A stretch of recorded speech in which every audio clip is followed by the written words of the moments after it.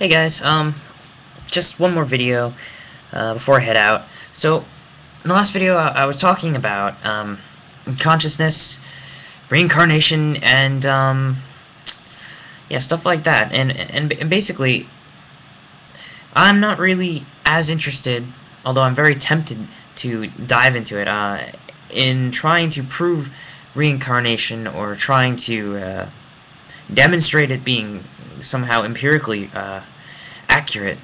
So, that being said, I would also like to explore the possibilities of what if we do find some kind of science behind, correlative empirical science behind meditation and spiritual experiences, other than them being supernatural or just plain silly.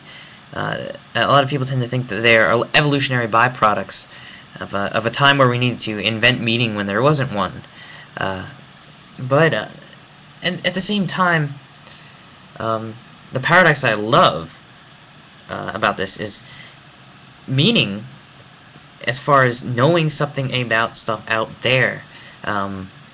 We judge it to be true or false, and we want to know the true over the false. And then by this argument, people say, look, that's why we don't believe in religion, because we're discerning the true from the false about facts about the world.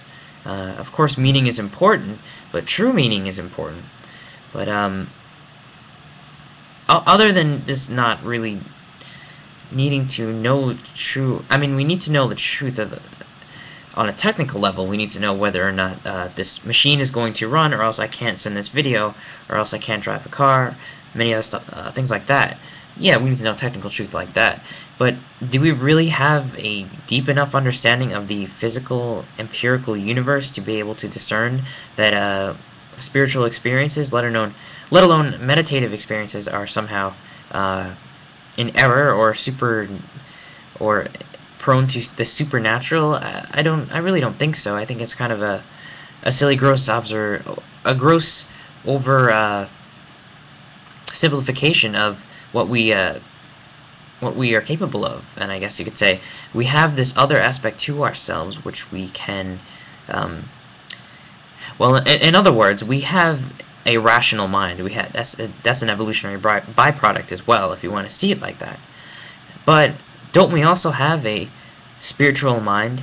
And this doesn't necessarily mean that it's somehow objective, whatever that means, or it's somehow absolute, or somehow tells us the ultimate truth, but we have some kind of spiritual inclination, whether or not we want it to exist.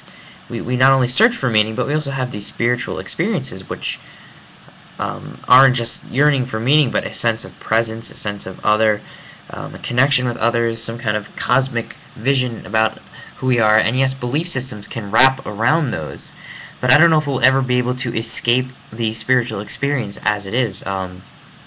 If it's hardwired into our brains, for instance, new studies are discovering that certain particular areas of the brain light up during spiritual experiences, and by this I mean even a prayer or meditation.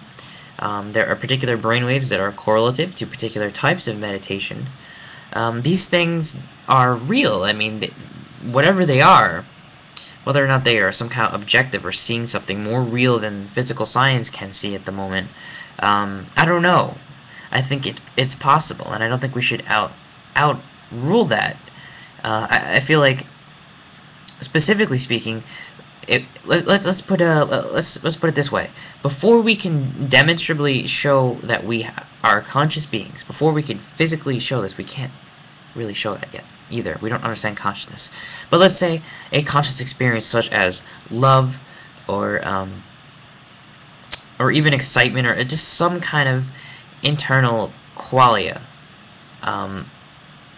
that we now understand much more fully, such as emotions, with dopamine and so forth. Let's go back 300 years when we couldn't just demonstrate that.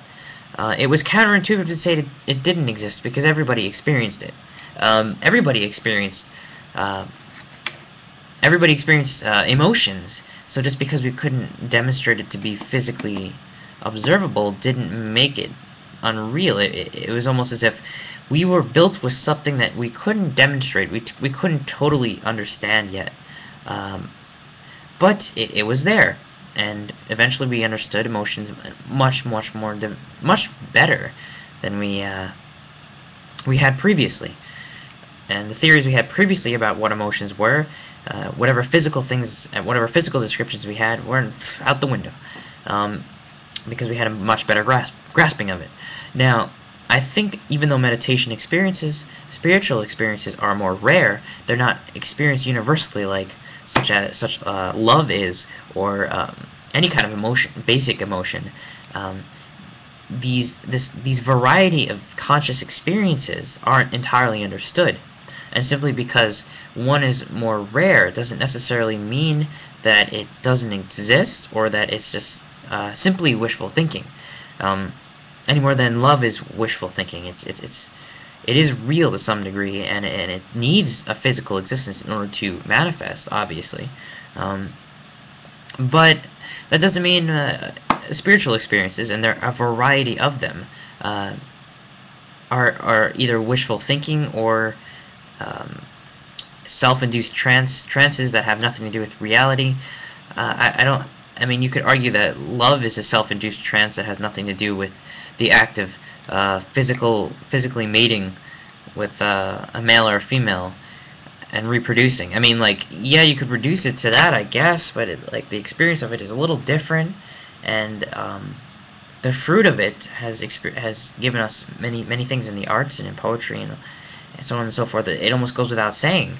So I'm just making a case for spiritual experiences being real but not fully understood yet, number one, and two, having something to do with perceiving reality, because a lot of these the claims that people who experience something make are pretty big claims about reality.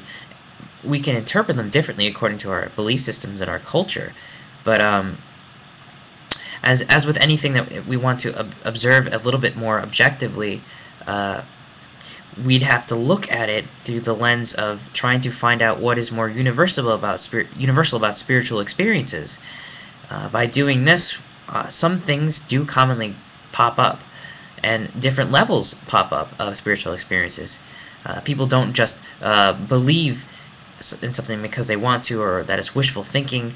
That is part of it. That certainly is. But there are other things that are also universal.